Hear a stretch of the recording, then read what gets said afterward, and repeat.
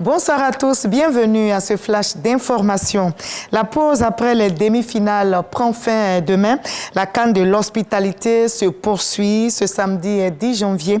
Se jouera la petite finale avant l'apothéose. Dimanche, l'Afrique du Sud affrontera la République démocratique du Congo pour le MAC de classement. Le coup d'envoi sera donné au stade Félix Houphouët-Boigny à 20h GMT. Les Léopards et les Bafana vont s'affronter pour tenter de décrocher une troisième place. Une autre affiche très attendue que nous attendons tous d'ailleurs, c'est le choc Côte d'Ivoire-Nigeria. La finale de la 34e édition de la CAN aura lieu ce dimanche 11 février au stade olympique Alassane Ouattara de Bimpe.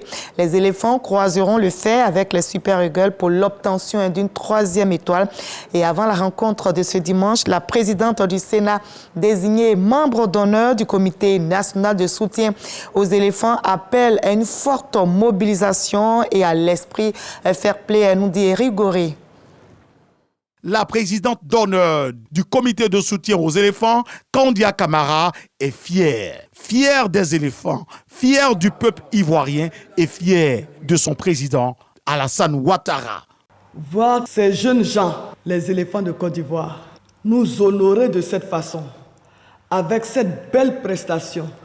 Ils ont été formidables, ils ont été extraordinaires.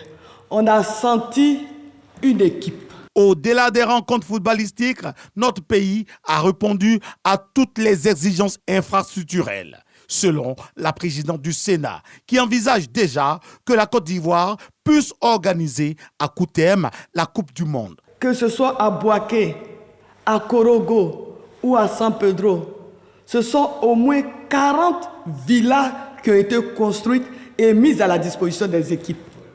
Avec un standard très élevé, 4 ou 5 étoiles. Et c'est dans ces villas-là que les sportifs ont résidé. Nous étions avec le ministre des Sports du Kenya.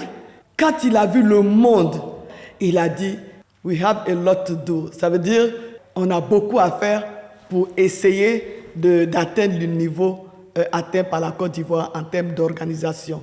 Et cela grâce au leadership de son Excellence, M. Alassane Ouattara. Il y a des spécialistes du monde du football qui m'ont dit que la Côte d'Ivoire peut aujourd'hui organiser une Coupe du Monde parce que nous avons tout ce qu'il faut pour cela. Un appel de Kandia Camara aux supporters ivoiriens.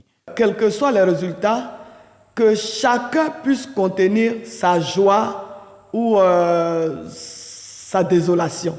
Qu'on ait un esprit fair play, surtout qu'on ait de la contenance, qu'on évite des actes qui pourront endeuiller ou attrister des familles. Ce n'est pas ça l'objectif de la CAN.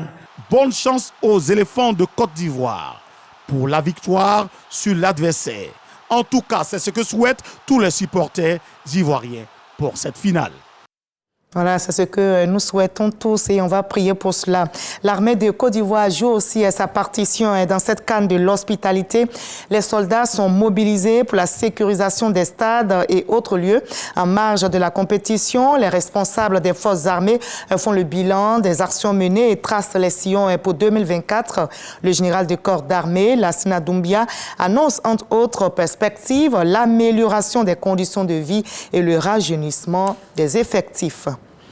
Ailleurs au Sénégal, les opposants sont vent debout contre le report de l'élection présidentielle annoncée par le président Macky Sall. 39 députés de l'opposition ont déposé un recours en inconstitutionnalité devant le Conseil constitutionnel. Le ministre des Affaires étrangères et constitutionnaliste Ismaïla Madior Fall estime que le Conseil constitutionnel n'a pas la possibilité de se saisir de cette question. Une déclaration contestée par les partis de l'opposition. Par ailleurs, quelques heures ont éclaté aujourd'hui vendredi à Dakar, la capitale, entre policiers et manifestants. Ces heures, je rappelle, interviennent 4 jours après le vote à l'Assemblée nationale concernant le report au 15 décembre 2024 de la présidentielle sénégalaise. Son nom est associé à un changement profond de la société française. Robert Badinter, artisan de l'abolition de la peine de mort en France en 1981, s'est éteint. Avocat de profession, ministre de la Justice sous la présidence de François Mitterrand, président du Conseil constitutionnel.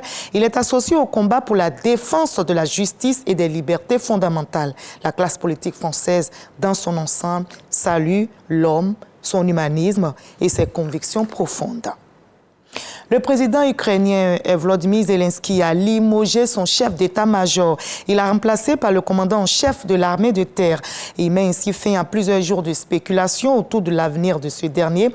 Notez que l'ancien chef d'état-major, âgé de 50 ans, avait été nommé en juillet 2022, juillet 2021, 2 ans donc, et ses réussites face à l'armée russe lui ont valu l'adulation de ses concitoyens et le respect de ses partenaires occidentaux. Mais la tension montait depuis plusieurs mois entre le président et lui. C'est donc le remaniement le plus important au sein de l'armée depuis le déclenchement de la guerre russo-ukrainienne. On souhaite la paix partout et c'est dans la paix qu'on se retrouve ce soir à 20h pour la grande édition. Mais juste après ce Flash Info, je vous invite à suivre l'info régionale pour avoir toutes les nouvelles de nos très belles régions ivoiriennes. À tout à l'heure.